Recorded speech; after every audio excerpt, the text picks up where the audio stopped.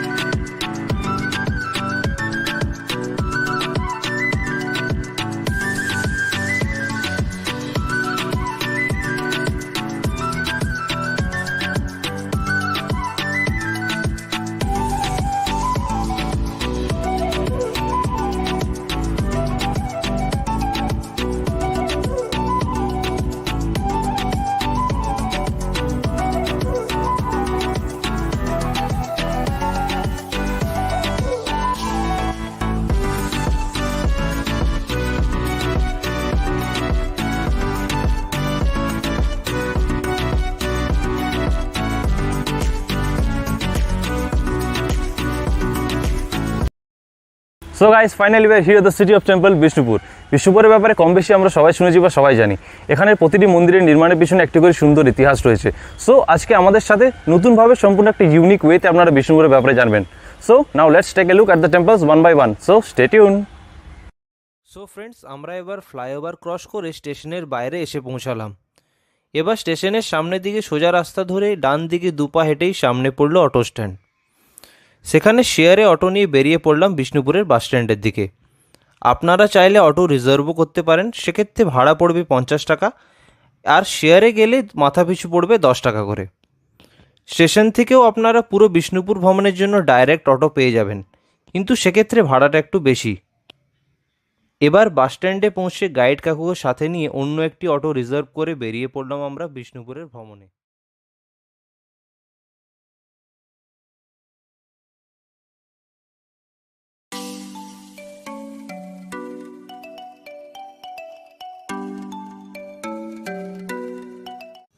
Friends আমরা এটা সবাই জানি কোনো শুভ কাজ শুরু করার আগে মায়ের আশীর্বাদ নেওয়াটা জরুরি। যেহেতু আজকে আমাদের এটা ফার্স্ট ডে, সেহেতু ছিন্নমস্তা মায়ের আশীর্বাদ দিয়ে আজকে জার্নিটা শুরু করব। চলুন এবার একসাথে মন্দিরের ভেতরে মায়ের দর্শন করা যাক।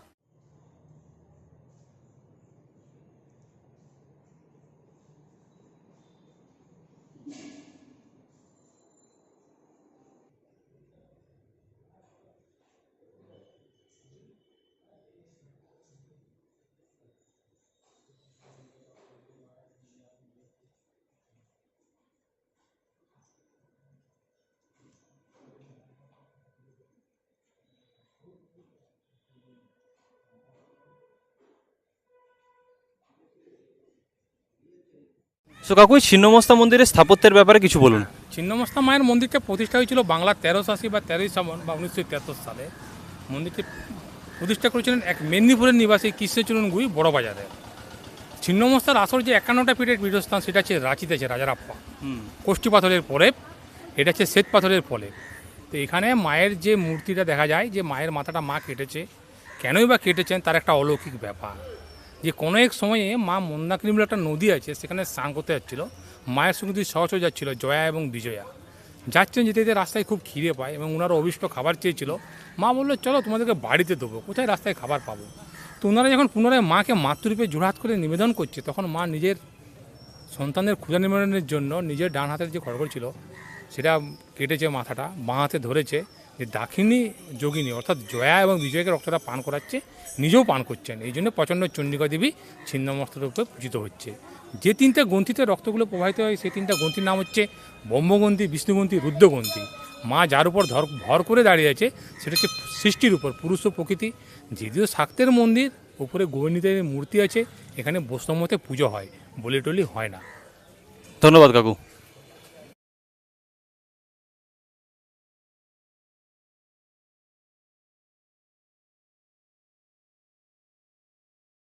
So guys this is our first destination Rasmancha. 1600 খ্রিস্টাব্দে মল্লরাজা বীর হাম্পি মন্দিরটি নির্মাণ করিয়েছিলেন। অ্যাজ ইউ সি এর ওপরের পার্টটা মিশরের পিরামিড আকৃতির এবং নিচের পার্টটা বাংলা চালাবাড়ি আকৃতির। Now let's take a look inside the temple. And আজকে আমি একটা জিনিস অ্যাড করতে চাই, কিছু সিকিউরিটি পারপাসের কারণে ভেতরে ইন্টিরিয়ার পার্টটা আমরা দেখাতে পাচ্ছি না, তাই একটু দূর থেকে আমরা ভিডিওটা শ্যুট করছি। আশা করি আপনাদের ভালো লাগবে।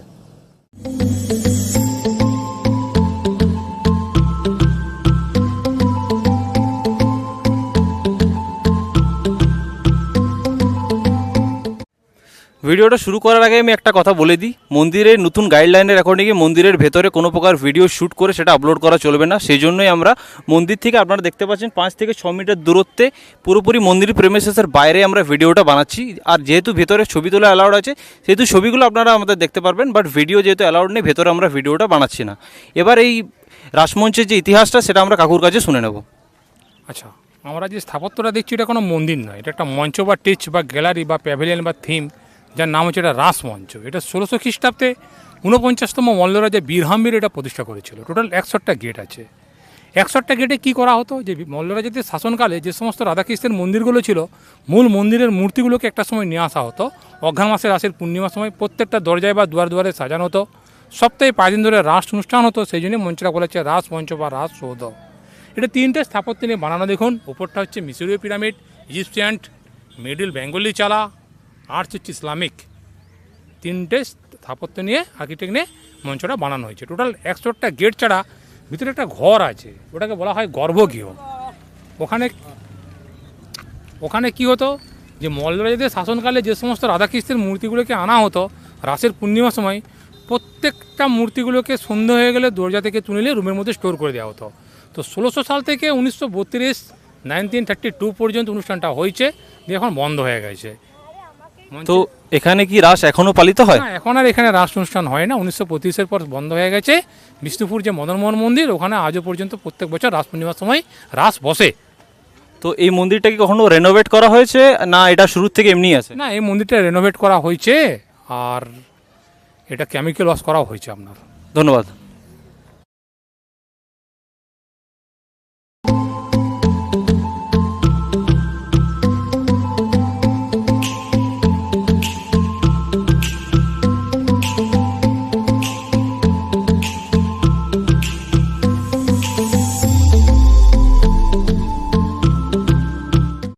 So guys, this is a Madan Mohan temple. কাকু, এই মন্দিরের ব্যাপারে একটু বলুন। এই মন্দিরটার নাম হচ্ছে মদনমোহন মন্দির। এটা 1694 সালে মল্লরাজা দুর্জন সিংহ মন্দিরটা প্রতিষ্ঠা করেছিল। এটা হচ্ছে পোড়ামাটির একরত্ন মন্দির। মন্দিরের গায়ে বিভিন্ন রকমের ফুলকারী নকশা, রামায়ণ মহাভারতী টেরাকোটার কাজ কিছু করা আছে। মন্দিরের সামনে আছে নাটমঞ্চ বা নাট মন্দির। দক্ষিণ দিকে পূর্ব দিকে আছে ভোগের ঘর।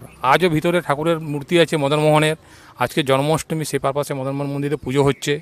এবং মদনমোহন সম্বন্ধে বিষ্ণুপুরে একটা ঘটনা ঘটেছিল 1742 সালে। তখন গোপাল সিংহের রাজত্বকাল। মাঠ হাতে রেখে নিচ্ছে ভগবান শ্রীকৃষ্ণ নিজে, অর্থাৎ মদনমোহন বালকের রূপ ধরে একটা কামান চলেছিলেন, যে কামানটার নাম হচ্ছে দলমাদল। উনি মল্লবাসীকে কামান চালিয়ে রক্ষা করে গেছিলেন, এটা কথিত আছে।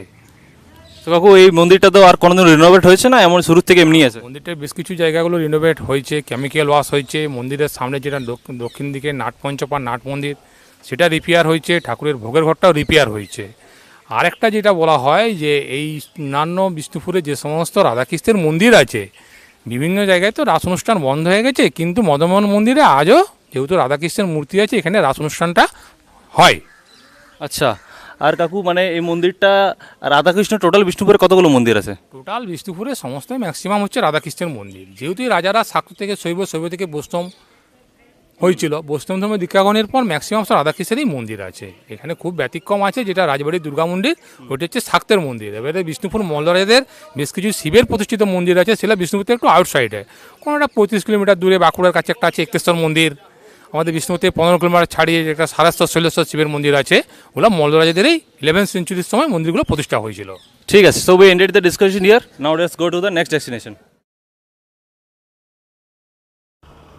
So guys, this is the Lalji temple. 1658 খ্রিস্টাব্দে মল্লরাজ দ্বিতীয় বীরসিংহ লালজি টেম্পলটি প্রতিষ্ঠা করেছিলেন। Basically he made this temple for the happiness of lord Radha and Krishna.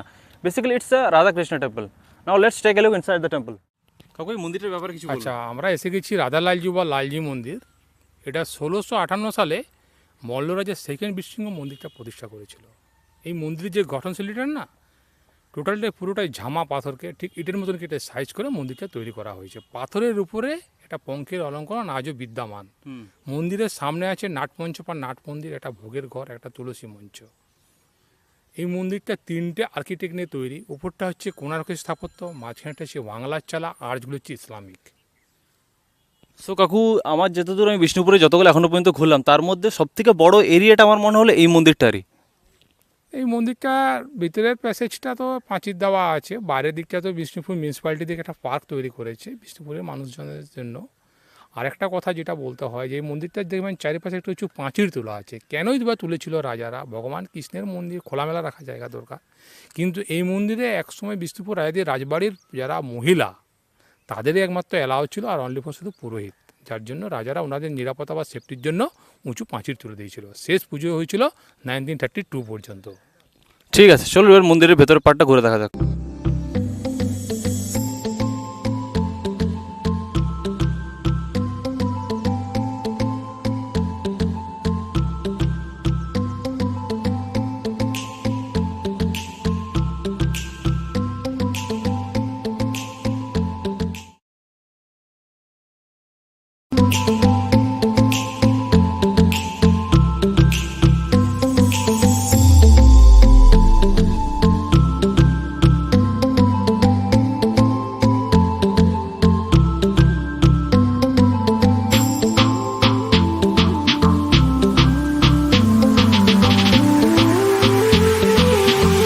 So guys, this is the Radheshyam temple. 1758 খ্রিস্টাব্দে মল্লরাজা চৈতন্য সিংহ এই মন্দিরটি নির্মাণ করিয়েছিলেন। এবার এই মন্দিরের সম্বন্ধে ভালোভাবে আমরা কাকুর কাছে জেনে নেব।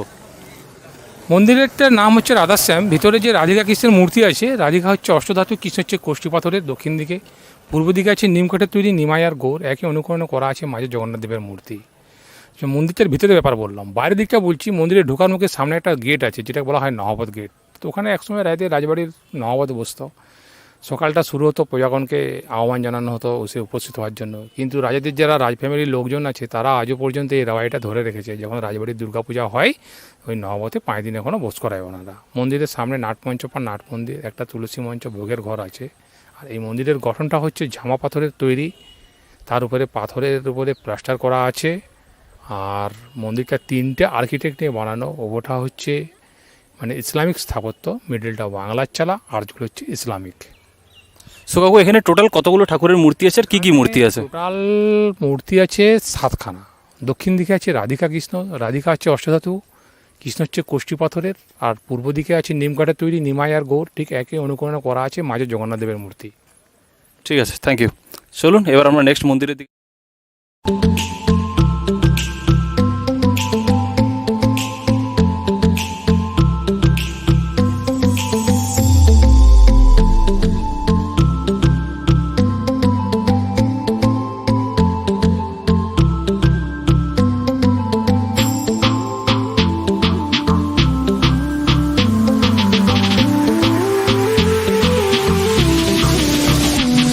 তো গাইস, দিস ইজ দ্য জোড় বাংলা টেম্পল।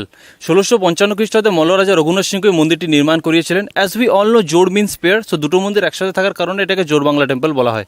চলুন এবার এই সম্বন্ধে যে মেন স্টোরিটা সেটা আমরা কাকুর কাছ থেকে জেনে নেব। মন্দিরটার নাম হচ্ছে জোড় বাংলা। পাশাপাশি দুটো বাংলার চালা, অলরেডি বাংলা যে মানে আর্কিটেক্ট সেই দুটো চালাকে একত্রিত করে উপরে একটা চূড়া দিয়ে জোড়া হয়েছে, সেই জন্য বলা হচ্ছে জোড় Bangla.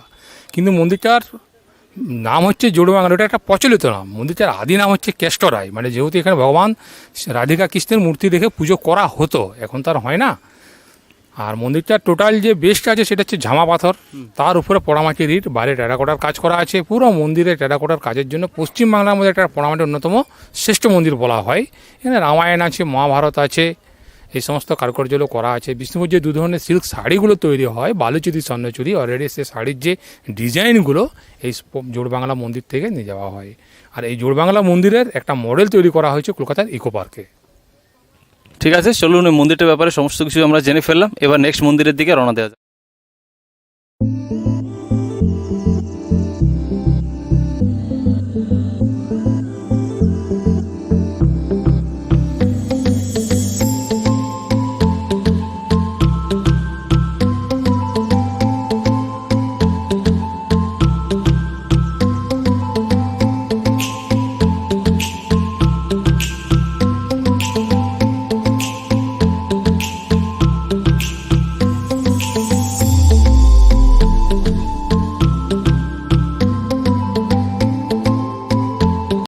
So guys this is the Pancharatna temple 1643 খ্রিস্টাব্দে মল্লরাজা রঘুনাথ সিংহ মন্দিরটি নির্মাণ করেছেন। It is one of the most beautiful architecture among all the temples in Bishnupur.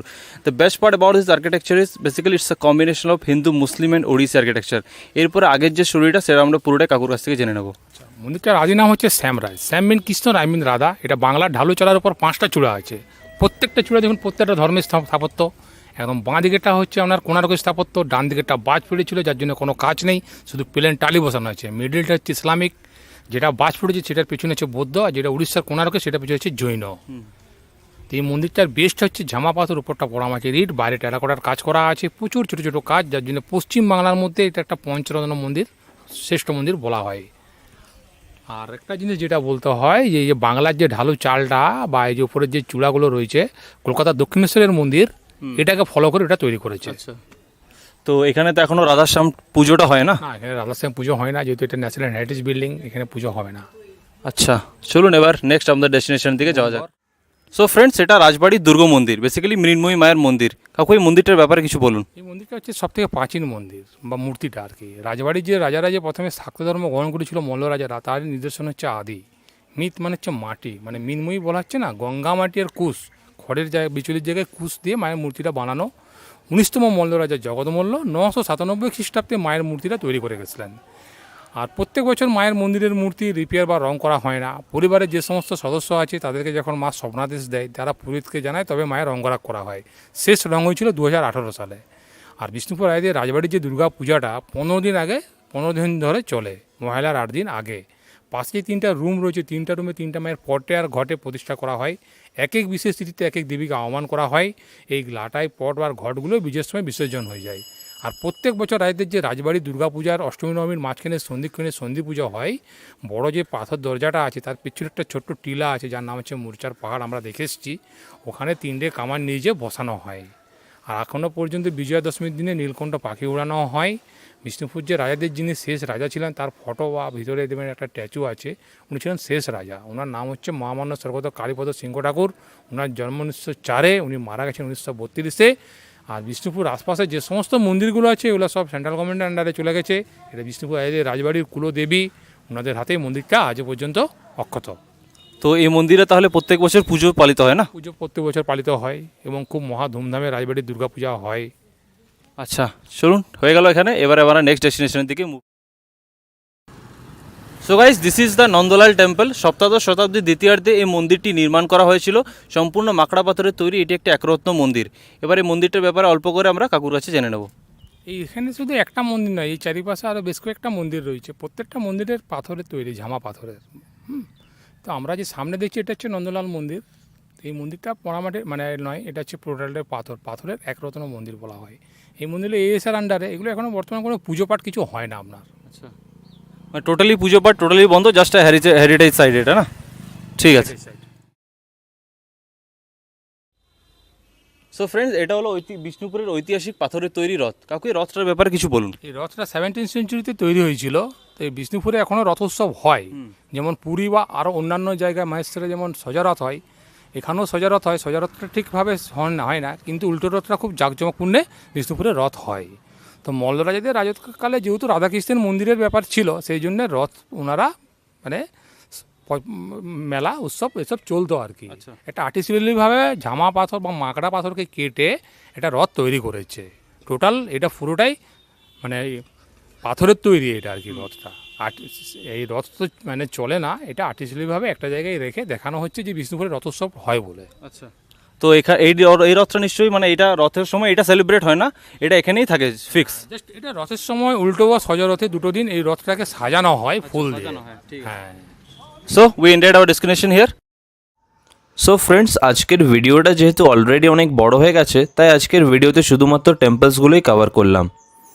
এবার বাকি পার্টগুলো নেক্সট ভিডিওতে নিয়ে আসবো। অ্যান্ড আজকে যেহেতু আমাদের এটা ফার্স্ট ভিডিও, সেহেতু জানি না তোমাদের ভিডিওটা কেমন লাগবে, তবে তোমরা তোমাদের জেনুইন রিভিউ দিও, যাতে করে আমরা নেক্সট টাইম নিজেদের আরও ইমপ্রুভ করতে পারি। সো ভিডিওটা যদি তোমাদের ভালো লেগে থাকে তাহলে please like, share and subscribe করো আমাদের চ্যানেলটিকে।